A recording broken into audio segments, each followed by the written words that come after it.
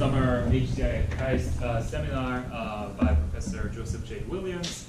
He's a good friend and colleague of mine. We have been collaborating for about 3 years now. It's been a while. And he has a very interesting trajectory. So he has been to quite a few okay schools in his career. So he started at the University of Toronto for his undergrad, then went to Berkeley for his PhD in cognitive science psychology.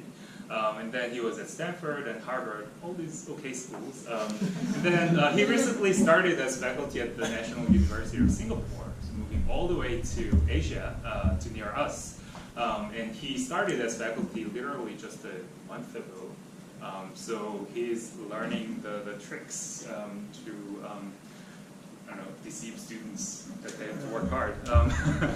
But what's really exciting about Joseph's research is that he has been actually, trying to combine the lessons from this lab scale experimentation with web scale, meaning that he has been applying a lot of these interesting techniques at the web scale, because a lot of these findings that we know from psychology education might not directly apply when there are billions of people out there. And also there are missed opportunities when you think about running experiments with millions of users on your website, right? How would you design your experiments differently? And what kind of techniques might actually be useful in designing experiments when you have that capacity? So he has been thinking a lot about different aspects of more dynamic and collaborative ways of experimentation in the context of education and also behavior change and some of the other domains. And we're really lucky to have him here at KAIST today, and he's around for 3 days. So if you run into him, say hi, and if you want to meet him personally, also be in touch with him, and he'll hopefully find some time to chat with you, with many of you. Okay, with that, let's welcome Joseph Williams. Yeah, thanks so much for having me, Juho. And being able to have KAIST nearby was definitely in the pro column when I was kind of deciding to move to NUS. So it's great to be here. So one thing I tell everyone before I give a talk is I'm originally from the Caribbean, from Trinidad and Tobago. And I tell you that because people say that otherwise they miss the first part of the talk trying to guess where I'm from. So now that you know I'm from Trinidad, the mystery is solved. I guess I have your full attention. So, as my title says, what I'm going to talk about today is my research agenda for thinking, how do we make any online resource perpetually improve and enhance how people learn by rethinking experimentation to be more collaborative, dynamic, and personalized. So I'm excited by the promise of software to enhance learning. Now that there are massive open online courses or MOOCs, you could just send a URL to someone and they pop into a course and start learning about machine learning. They might watch videos, or they might solve problems and get feedback about whether they're right or wrong. And these digital resources are also impacting education on campus, where at any time you can access these resources that will help you. I also think about learning more broadly than just formal education. If you want to tackle mental and physical health problems like depression or smoking, one of the most effective techniques is teaching people cognitive behavior therapy, a way of managing and reflecting on emotions that's so effective that in the UK, you can actually write a prescription for online CBT. And that's what a lot of my past work is focused on. How do you actually help people learn these techniques for changing habits and behavior? But I'm going to talk more about education work today. The challenge is that resources for learning always need improvement. You can't just give them to people. Many of the online resources available don't actually show any improvement in learning. And there are many apps out there that just fail to change mental health. I don't think this is because people haven't done a good job designing them. I think it's because of the perennial problem in HCI. You can't always predict what works in the real world. You need to design a solution, implement it, and then evaluate it out in a real world context and revise it. So my vision is to build software that will perpetually improve, the same way real teachers do. For example, in an online math problem, students get the same explanation over and over, but none of you would explain something 1,000 times over and over the same way. You naturally vary how you explain concepts each time you do it. And this is critical to discovering which explanations help people learn. and also which explanations work for different people, so that you can actually discover how to personalize. So how do we achieve this vision of deploying systems in the real world so that they're designed from the ground up so they'll perpetually improve as they get real data? For example, let's think about the situation of enhancing digital problems. Imagine a teacher, Joe, who's teaching statistics. And the challenge he's facing is he gives these problems to students, but they seem to try them over and over without actually learning the key concepts. And problems are actually pretty broadly applicable. Imagine Samantha, a clinical psychologist, who's trying to help people learn to deal with depression. She might give problems or activities that get people to reflect on emotions they have and think of how to advise them. But again, how does she design these in a way that are actually going to result in learning? So my approach is to take something as simple as an online problem and deploy it in a way that it enables a really wide range of online experiments. You probably think of A/B testing, like what's done in Google and other companies. But experimentation, randomized experiments have a much longer history in science. Psychology studies in the lab, education field trials in classroom, or medical trials. Designing good experiments is really tough. Your intuitions about what's going to work are often unreliable. It's not really clear how do we actually measure learning in these settings. And even when you find experiments that actually have an impact, it's very rare for that data to actually be used to improve the experience of future people. So my approach to tackling these challenges is to really rethink experiments, to be more collaborative, dynamic, and personalized. So the kind of HCI approach I take is that every time I think of an experiment, comparing two different conditions or two or three or more conditions on a certain outcome metric, I'm designing that by drawing on my PhD in cognitive science, with the theories of how people learn or what makes people motivated. But I try and combine that by collaborating with education researchers, where I draw on my postdoc in instructional design. To be truly continually improving though, what we need is dynamic analysis, where as we're collecting data from the first users and figuring out what works, we actually improve what's given to future people. So you might start off assigning people with 50-50 probability, but as you're discovering what works, that might move to 60-40, 80-20.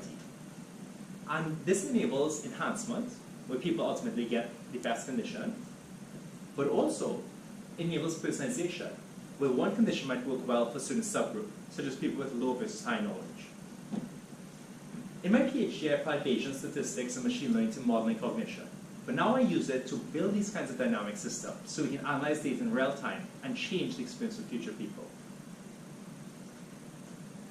To be truly dynamic, what we need is for experiments to not simply stop. We need ways for software to keep adding new conditions as we discover what's working or as we get new ideas. And here's where I draw on methods in crowdsourcing human computation. To go from simple A/B testing to this entire framework is often not possible in most of these systems I've worked with, from Khan Academy to edX. So I've developed this software requirement specification. I call the ADAPT-COMP or MOOC-led framework.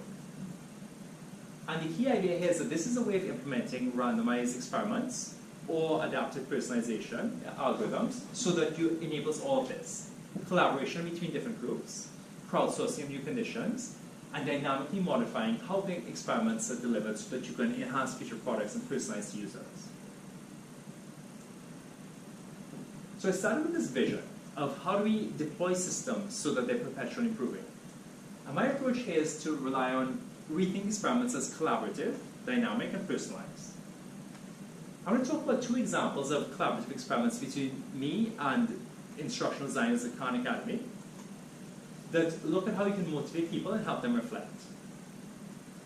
Then I'll discuss the adaptive explanation improvement system, where we showed that by crowdsourcing new explanations from learners themselves and running dynamic multi-unbounded algorithms for machine learning, we could actually get explanations that were as good as those of a real instructor.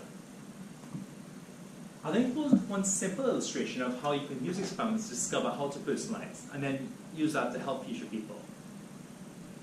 And all this is really just a first step towards the future. Since I think this kind of methodology can be widely used, and many of you probably have clear ideas on how to do it. Where I'm really excited about using this approach of real designers bridge designers with social behavioral scientists and machine learning researchers, and thinking beyond the examples I present here to things as broad as how do you enhance mental and physical health by helping people learn how to change habits and behavior. So we start at this point, 2 experiments that looked at how you motivate people and help them reflect. So I look here in the context of math problems. Adding motivation messages to math problems increase how many problems people attempt, and thinking about how do we design prompts to ask people to explain their reasoning. And these were funded by an NSF grant that I got with Neil Heffernan, which is really about how do we use online experiments to bring psych research into the real world. So this was one of the first online experiments I ran in collaboration with Khan Academy.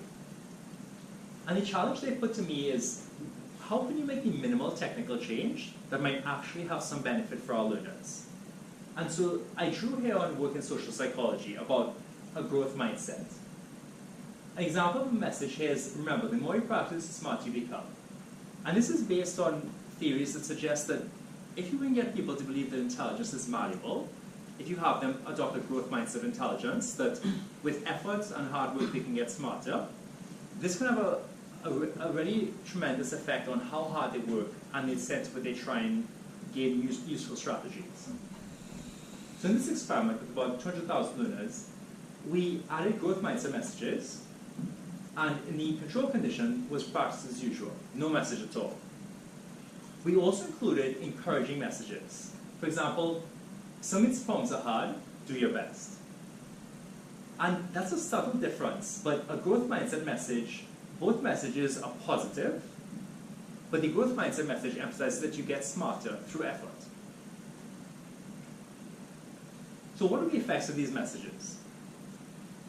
In fact, even though there was a small difference, and many people may not have even read these messages, the growth mindset message led to a 1% increase in how many problems people attempted over the practice as usual.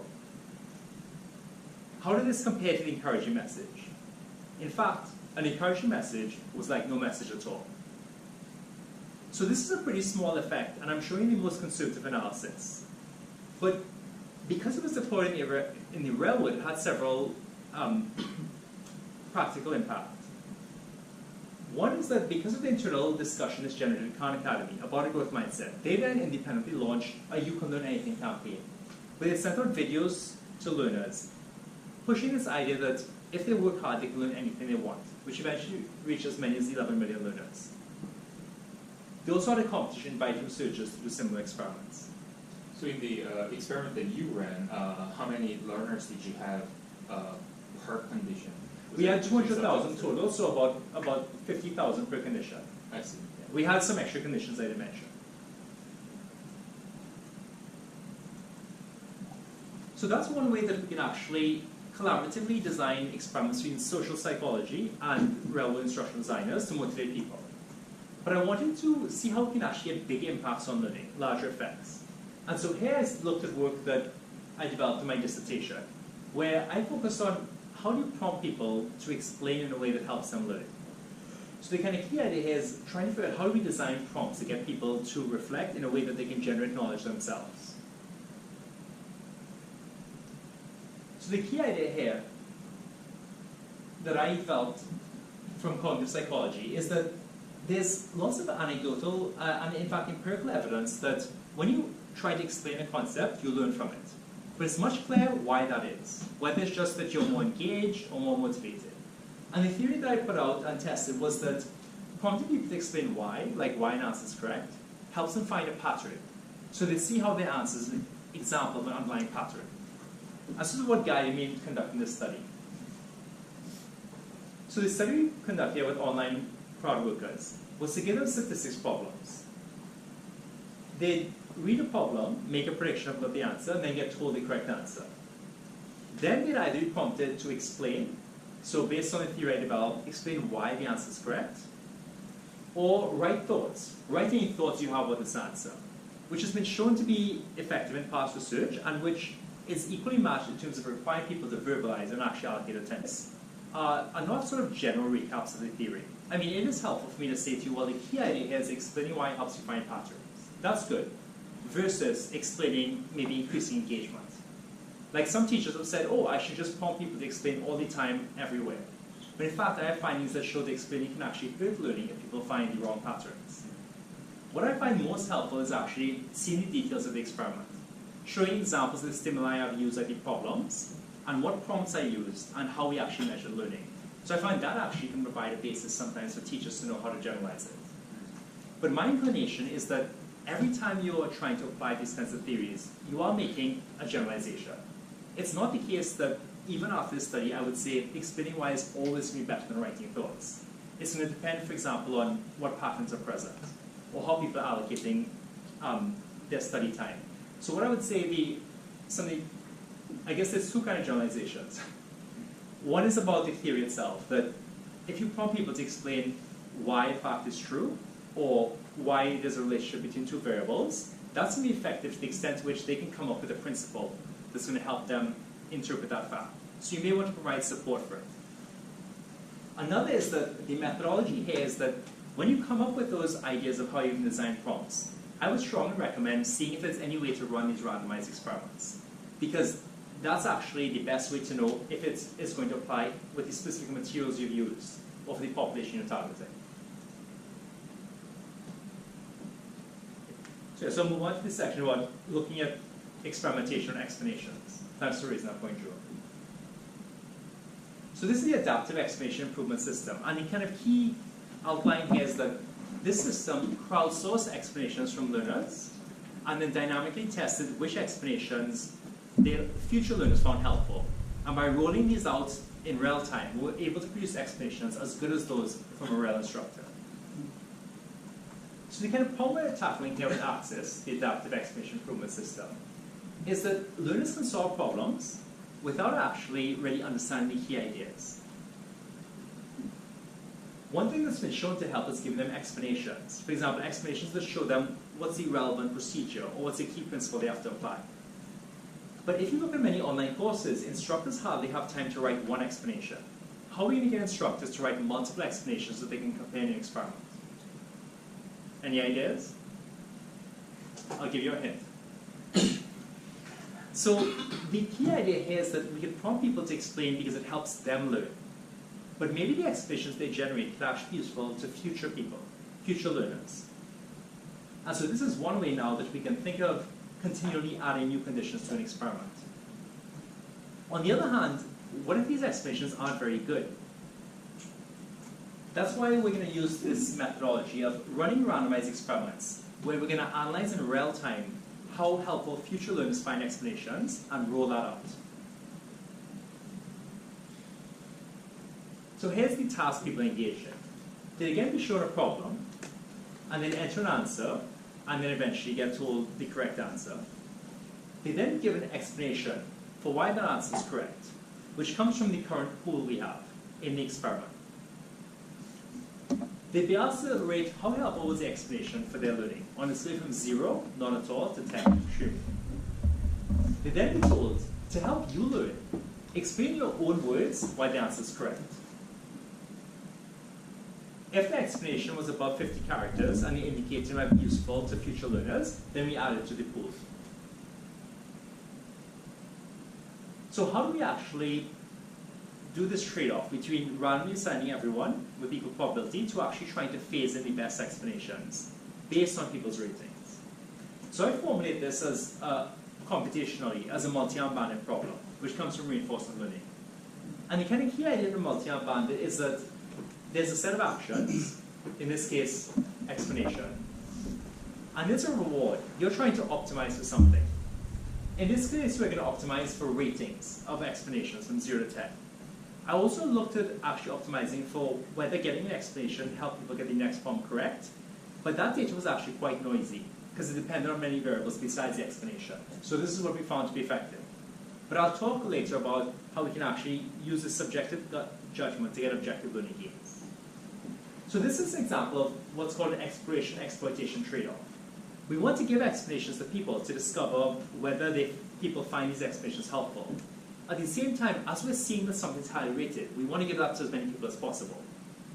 And so there's a wide range of algorithms for multi-arm bandit problems. what the algorithm has to do is essentially determine a policy. For learner 14 or learner 51, which explanation should we give to them?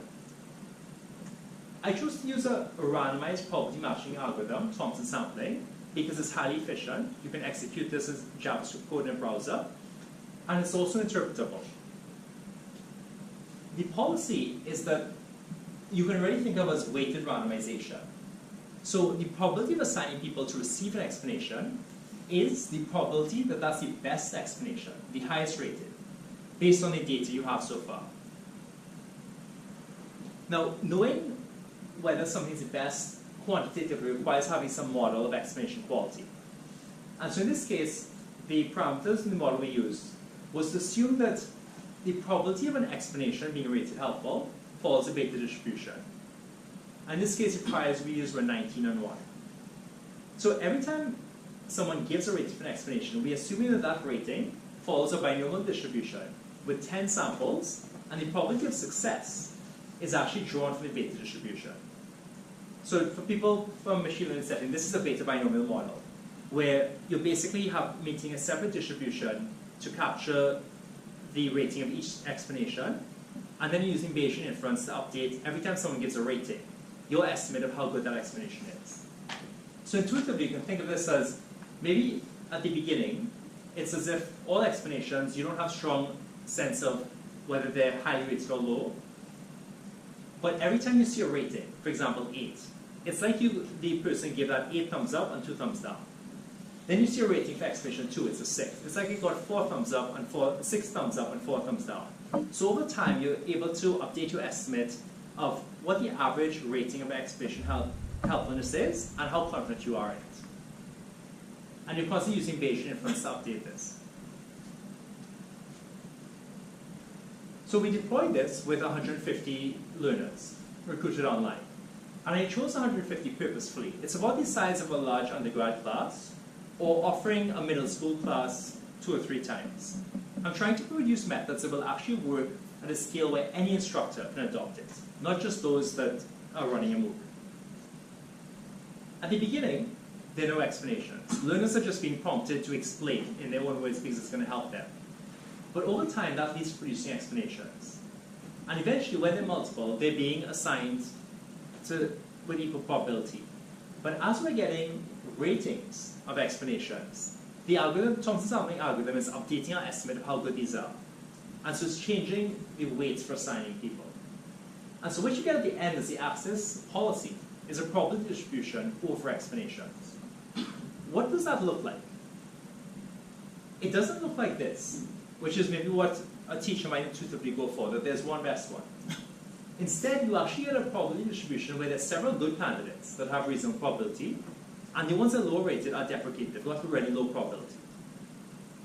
And I can talk more about, I think this is actually key to the success. It's more computationally efficient to identify reasonably good candidates and get rid of things that are bad, versus try to identify what's the single best explanation. That's a statistically really tough problem. So the axis system might be able to identify highly rated explanations, but are the explanations actually helping learning? To answer that, we ran a separate randomized comparison where we took a new batch of learners and assigned some of them to just get the normal problems, practice as usual, where they'd see problems and give answers. Then we actually assigned a separate batch to receive the problems with explanations that were pulled from Axis. So we're going to measure, again, whether this is effective by looking at a pretest where we give people similar problems on geometry or probability. Then we're going to give them just the problems and then get a post-test. They get a pretest, they see problems with Axis explanations, and then get a post-test. So we can again measure how much does receiving these actually help them increase their ability to solve problems. Now we also included 2 other conditions. The first was problems that had filtered explanations. So these are explanations that the Axis system gave low probability, less than 5%. And finally, the gold standard, we have problems that have explanations written by an actual instructor. What's the impact of these Axis explanations on learning? So do you see accuracy increase on the vertical axis? what you see is that these access explanations do increase learning. People are better able to solve problems, even though they're being crowdsourced from learners who are just explaining for their own purposes. You could be skeptical and say, well, of course, it was an explanation versus no explanation. It had to help learning. But the filtered explanations are explanations that got low probability on the access. And getting one of these explanations that haven't been dynamically experimented with and selected is like getting no explanation at all. How good would this have to be compared to an instructor's explanation for it to be worthwhile? Would you think learning from that explanation should be 50% as good, 70%? Actually, there's no significant difference between an instructor's explanation and one that's been crowdsourced and run through dynamic experimentation in that sense. At least in this application, there isn't a significant difference, and the instructor even found that they were comparable. So the key contributions here, how can we actually think about crowdsourcing from self-interested contributors? So as Juho has kind of pioneered this concept of learner sourcing, getting learners to produce information, not because they're trying to help others, but actually because it's in their own interest to engage in explaining. Another is actually using these dynamic experiments to put data into practice. So we're actually analyzing data in real time to figure out what's going to be effective and giving it to future learners. Now there are many limitations, and this is really just the beginning of a wide range of research. If you think about an explanation, it's kind of the currency in which we teach each other and we communicate. So you can imagine a really wide range of ways to sort of push this. One is that we're actually not using teacher input. You could imagine having teachers just filter out explanations, but you could also imagine teachers influencing the reward function. If they were to give their judgments of how good explanations were, we could actually incorporate that into the model we're using. And that would be especially helpful in cases where maybe students actually aren't good judges of whether an explanation is useful. Maybe there's certain explanations that are actually misconceptions that people find very compelling. Another thing about broader applications, so to more unstructured domains, such as activities that don't have really correct explanations, it might still be helpful to be able to give people different explanations and have them compare it. And another is thinking about forums for community question answering. Imagine you're watching a video and they pop up a question like, what's the key assumption of naive Bayes? So you answer that because it's going to help you reflect or you think it's part of a quiz. But then we actually have a question-answer pair that can be actually pushed into a question-answering forum. So you can then imagine, well, here's a way of kind of harnessing answers to questions. And we can again think about how do we bring this kind of dynamic experimentation into settings, like Stack Overflow, MOOC discussion forums, where typically the mechanism for selecting based on quality is just voting. It doesn't involve active experimenting. So the key insight of Access was that we were able to design a system where we could crowdsource explanations from learners simply because they were trying to reflect. And by running these through a dynamic experiment using multi-arm bandits, we were able to choose explanations that help learning as much as those of a real instructor. So before I close, I'm just going to give you one example of how we can use experiments to discover how to personalize, which is really just illustrative. I think this is the huge direction for the future. The experiment here was conducted in the context of people at HarvardX who were trying to send emails to students in a MOOC to figure out why have they dropped out of the course. And so their goal was to maximize response rate. So one experiment I ran was, in the email asking people about course participation, we varied whether they got a brief intro message or they got one that mentioned that they've been absent. So the only difference was adding this prompt. It's been a while since you logged into the course, so we're eager to learn about your experience. So what we want to look at is, does the brief versus mention absence message increase response rate to these emails? And when you analyze it, it looks actually like there's no difference. So you could just pack up and go home, right? This experiment wasn't worth running. But actually, if you break it up by subgroups of low and high activity, so low activity people were people who'd been active for 0 days in the last week, whereas high activity people were those who were active for low activity was 0 or 1 days. High activity people were people who were active for 2 or more days. So what you actually find is what's called a crossover interaction. The brief message was better for low activity people, possibly because they're more likely to read it, whereas the mention absent message was more effective in increasing response rates from high activity people, possibly because they had been active in the past and only recently had fallen off, and so they wanted to provide some kind of response about why they weren't active recently. Now, if you actually use this to roll out to future people, that you would send brief messages to the low activity people and mention absence to the high activity, you could actually increase response rates to about 14.5%. So this is an example where you can actually optimize by personalizing.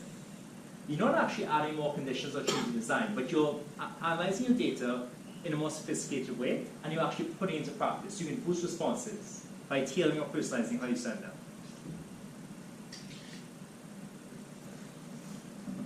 So all the examples I presented, I think, are just illustrative of how we can use this approach to work in a wide range of future issues. So one key goal I have is thinking about how do we build tools and systems that are going to bridge designers, social behavioral scientists, and machine learning researchers.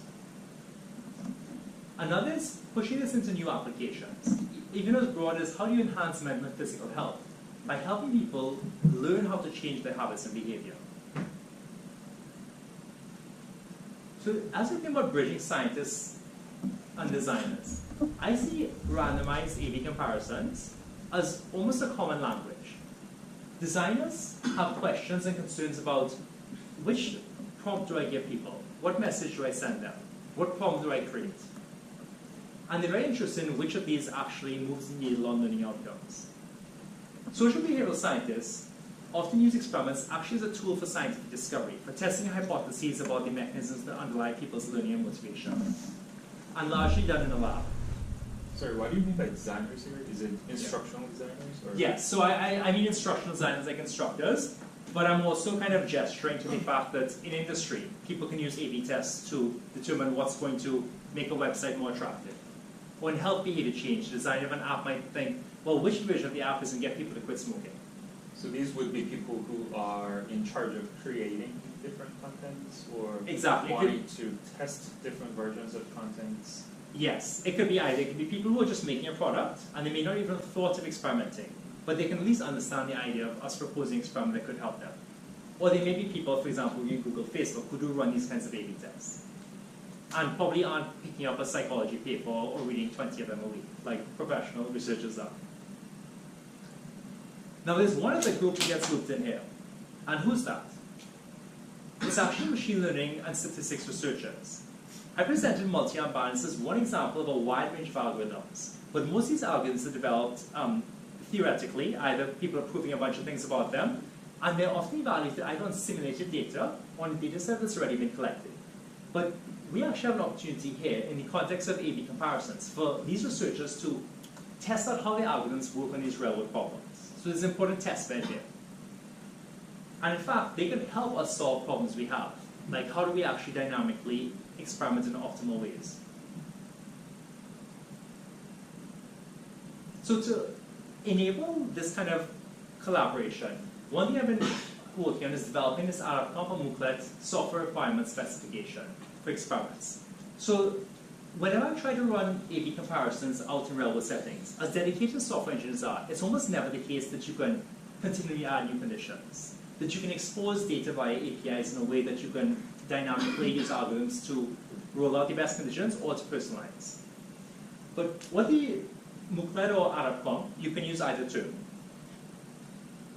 The specification does is actually guarantee that you've got the data structures and APIs so that you can do everything that I've outlined here. In fact, a bit of Python Django web app that anyone can use, and that's basically an implementation of the kind of key idea that's the architecture behind all these studies I presented.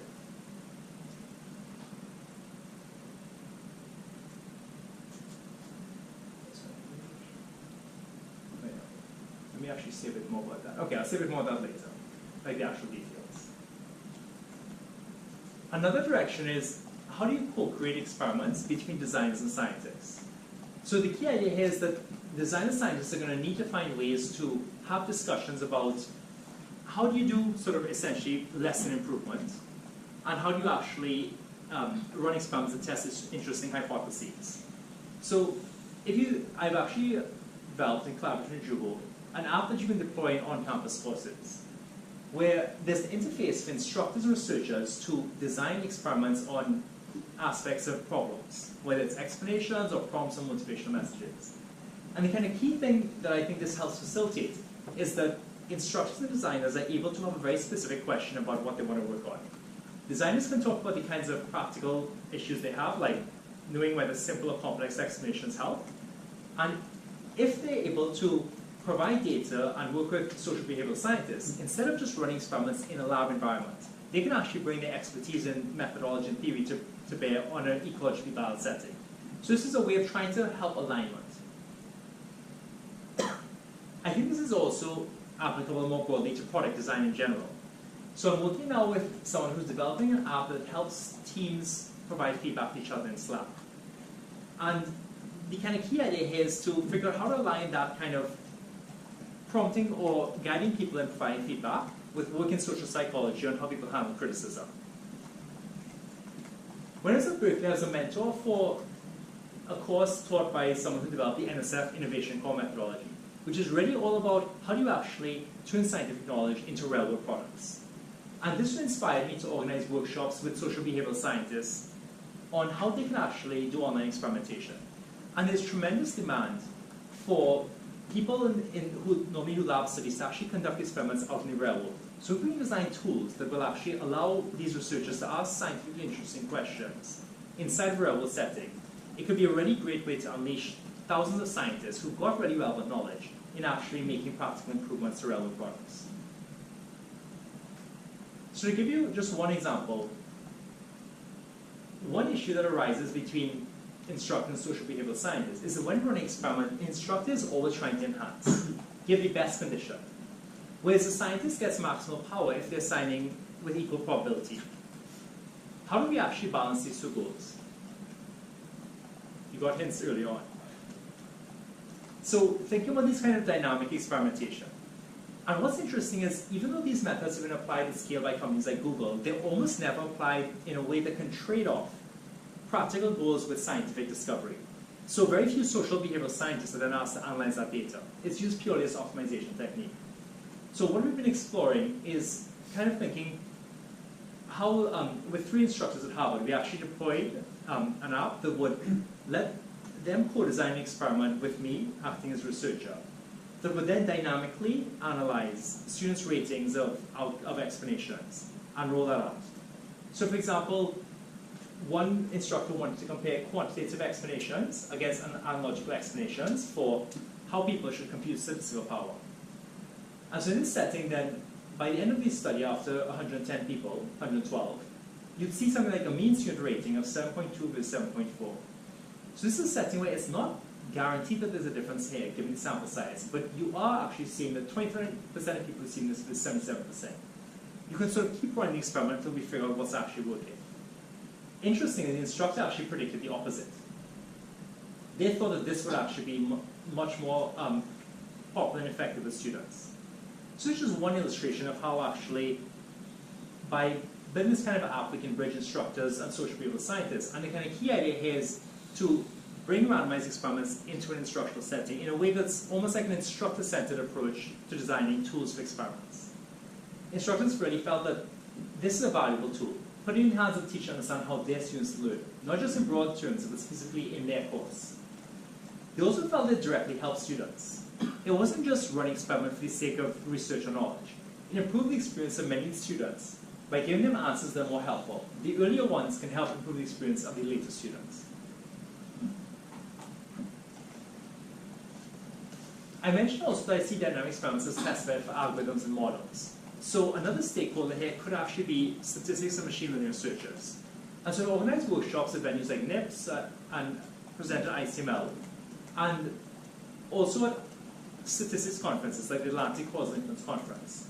And what's really clear is that many people are very interested in tackling these kinds of problems, especially statisticians. And machine learning researchers want to test algorithms in a real-world setting. The kind of key thing about using the Molecular Outcome framework is that if you implement an experiment using that, it basically provides an abstraction for reinforcement learning. So all the machine learning researcher has to know is that it is a molecular outcome, and there's an API. where they can actually pull data about learners in real time, and they can actually set the policy for what gets assigned to different learners, so they can dynamically improve or personalize. So to provide a bit more about the Moodle engine, the kind of key insight here is that it's designed to basically separate out the different aspects of what bridges an experiment with product improvement and personalization. So the kind of key idea is if you've got some learning interface, like an online course or a math problem, and you've got a resource, this resource can be implemented in Moodle if and only if, at runtime, when it's time to assign a resource to a learner, there's an API call out. And that API call basically requests from the policy, which could be defined by a machine learning researcher, which version is going to be assigned, which explanation, for example. And that version is separately able to be modified by either an instructor or a researcher, so they can co-design. And then finally, there's a set of data that's available in real time, where this policy can have access to data as it's coming in. And this is what enables you to get real-time improvement, where you can see what's happened in the past, learners improve the future, and also personalization. It also lets you just implement typical experiments. But once you implement this upfront, you're not just stuck with simple A/B testing. And at least no platform I've worked with has actually made this kind of thing possible. But now we've got a backend that people can use. One thing that I think will be really interesting in terms of actually helping push forward working in machine learning is thinking, how do we design algorithms that are not just exploring and exploiting, irrespective of how designers and social behavioral scientists might interpret them. For example, if you want to interpret machine learning to choose what conditions are being assigned to different people, to what extent are algorithms like upper confidence bounds as interpretable on a moment-by-moment basis to designers as something like Thompson sampling? Does it still allow social behavioral scientists to analyze their data in ways that gives them guarantees about confidence intervals and statistical tests? From the perspective of interactive machine learning, or you could say interactive reinforcement learning, will algorithms help us identify better conditions or personalize more quickly if the designer can actually influence the exploration versus exploitation trade-off? Or how can we actually encode a scientist's prior knowledge via Bayesian models in a way that could allow us to personalize more effectively? So I know I covered many different directions here, but I think the key kind of takeaway is that there's a lot of potential in thinking of how we can use randomized A/B comparisons, which are sort of simple to state, but can be applied to anything, as a way to bridge designers in education or in other settings with social behavioral scientists and statistics and machine learning researchers. I think it's also clear that these kinds of methods can be applied very broadly beyond education. So if we think about mental and physical health, I mentioned in the past I've worked on how do you tackle issues like help people deal with depression by actually teaching them cognitive behavioral therapy. I actually see a lot of habit change or behavior change as a very unique kind of learning. And one thing I've been working on as well is how do you actually get peer counselors to help each other so that they can sort of, in a very scalable way that's required therapists, tackle a lot of the issues that underlie behaviors like depression, issues like depression that can underlie a lot of unhealthy behaviors like unhealthy eating or lack of exercise. For example, if you think about a physical health problem like smoking, one thing I'm very interested in is thinking, how do you develop apps that would actually help people manage their compulsions or addictions? For example, you could think about running A/B comparisons on what prompts to explain you ask people. For example, how is smoking a cigarette going to influence my health? How is it going to affect my relationship with my family? These are things that have been shown, at least in large field trials, to actually reduce addiction. Or what kind of motivational messages and reminders for people to plan and make intentions to avoid troublesome situations? A really interesting direction is actually allowing users themselves to suggest these motivation messages or prompts so they can contribute to the experiment. And then they can personalize the app themselves as well as giving conditions that can then be tested out on other people who might be similar. More broadly, the National Institutes of Health have already pushed this Science of Behavior Change initiative, which I think is a growing recognition that many of the most challenging societal problems in health, like diabetes, obesity, are physical problems, but they might have psychological and computational solutions. If we can build technology that can actually discover how to help people overcome these behavior change issues. So in conclusion, I started with this vision of how do we build software so that we can deploy systems out in the world that perpetually improve, just like real teachers. My approach to that is to rethink experiments to be collaborative, dynamic, and personalized. I have two examples of experiments involving collaboration between me as a psychologist, in my psychology role, and instructional designers. At Khan Academy, growth mindset messages that increase how many problems students solve, and in the setting of designing prompts for people to reflect, helping learners construct knowledge by prompting them to explain why answers were correct.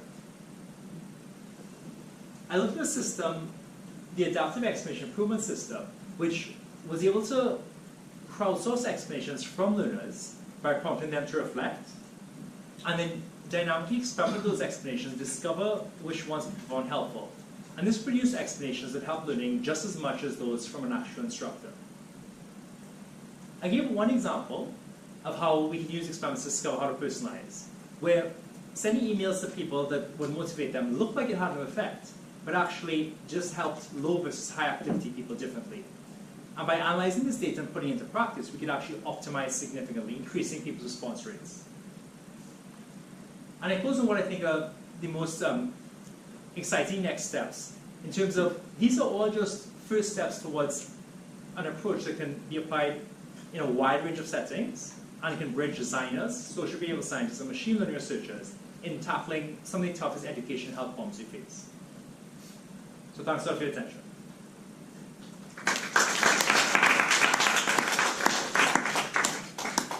And I just wanted to give a quick plug. So I'm at NUS, and in school of computing, I'm doing HCI research of what you've just seen, but also we've got several other colleagues. So one of them asked me to kind of mention the UbiConf lab, which is sort of recruiting grad students and postdocs in all these different areas. And I'm also very excited to sort of have new grad students start, so if you know people who'd be interested, feel free to put me in touch or let me know how I can kind of get an advertisement out to them. I'm also trying to, looking to hire a postdoc who will work on these kinds of issues, dynamic experiments, personalization, and I'm sure they'll be, once they're there, they'll be visiting KAIST. So again, recommend to anyone you know who's interested in applying. Thanks. Okay, we have time for a few questions from the audience. So I actually have one. So like, going back to your designers and then social behavioral scientists platform. So it sounds like they might have a conflict of interest, but they actually don't. Right? It's like designers do want to deploy the best, whatever the best is for the users versus, I mean, I guess the scientists want to kind of have equal exposures to what's not best for them as well to figure out, to find out why it's better than the other. But then if you're thinking about problems where there actually is a conflict of interest, like would this dynamic experimentation be some sort of a platform for them to kind of negotiate on over, do you think? Yeah, so I just to restate your question is, do designers and social behavioral scientists have a conflict of interest? Right. What kinds of conflicts do they have? Would this cause a problem for dynamic experimentation, or would dynamic experimentation be a way to kind of negotiate it? So I think that's a great point. So one thing that I think this does is, one, show designers and social behavioral scientists where they do align. When we don't know what's working, they're actually pretty aligned, because designers want to know what's happening. They want to keep experimenting until they see what's working or not. And scientists also want to keep experimenting to figure out if there's a difference in these conditions that can shed light on how people learn. So they're pretty aligned. And that's not at all obvious when you actually normally discuss experiments. Sometimes you say experiment and people think automatically the scientists trying to do something that's not going to help students, when in fact, once it's dynamic, it can help students. On the other hand, what you also raise is there are situations where maybe their goals are opposed. So for example, how aggressive, and this is a prompt in these kinds of algorithms, how aggressively should we quickly converge on what looks like the best? Should we think, we want to be really sure that it's the best before we give it to everyone? Or do you want to say, as soon as there's a chance it's better, let's give it to everyone? And so that's a situation where I think that there may be conflicting design goals, conflicting goals. And I think that this kind of algorithm is useful because it actually provides a language for framing it. You could actually set a parameter that would say, here's the extent to which we're going to try and quickly figure out what's working well, versus kind of take our time and seeing what's helping. And in fact, one thing I found is that with one of the instructors who I deployed this with, he actually wanted to explore for longer. because he was worried that it was too quickly giving people something that looked good, but he wanted to be more confident before he rolled it out to everyone.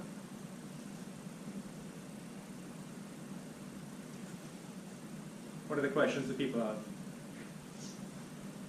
That answer touched on a question I was going to ask, because I was wondering, like, if the short term versus long term, which we talked about earlier, but Yeah. like something that works really well in the short term might not work in the long term. So you wonder about jumping ship too soon and abandoning something that could have actually worked out real well in the long term due to other factors like students' attention decrement over a longer period of time or changes in behaviors they have.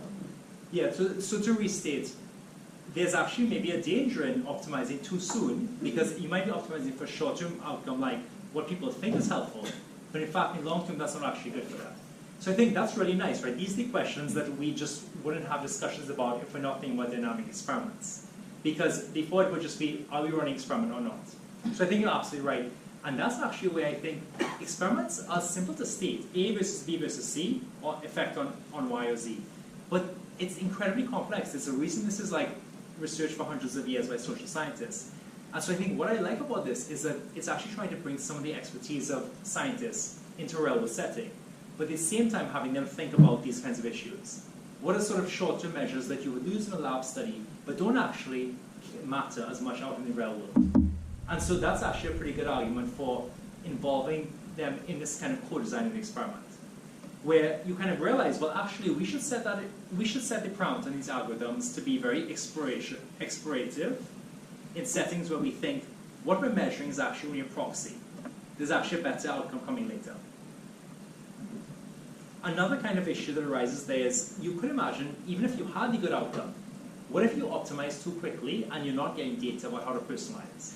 Because as soon as you start giving one condition to everyone, it might look good on average, but in fact, it could be because there's one group who's suffering.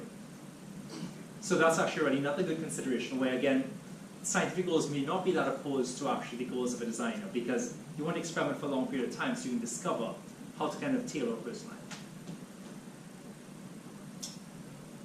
I wonder, my name is Kumar, and I wonder whether there is any feedback system about the explanations from the learners, because like sometimes like if the explanations are only from the learners, then there might be some like wrong things that like learners cannot catch, right? So is there any like feedback systems from, for the instructors, or is it necessary? I just want to hear. Yeah, so the question is, what if you're just giving learners explanations and they can't catch the mistakes? How do we incorporate something like instructor or teacher feedback?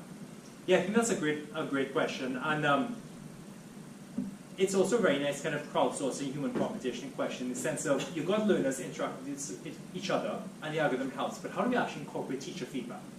So I think there are a couple of ways this could be done. One is by actually having teachers write the explanations. So that's what this kind of system helps them do. So maybe if teachers put them in, then those might actually win out over others that are not helpful. Another might be actually having teachers provide some metric, like saying these explanations are misleading. And so that's something the algorithm could actually incorporate. It could actually sort of say, it's getting a high rating from students, but the fact it's misleading from the teacher means that actually this is probably not a good one to present. And so you can move on to testing out other explanations.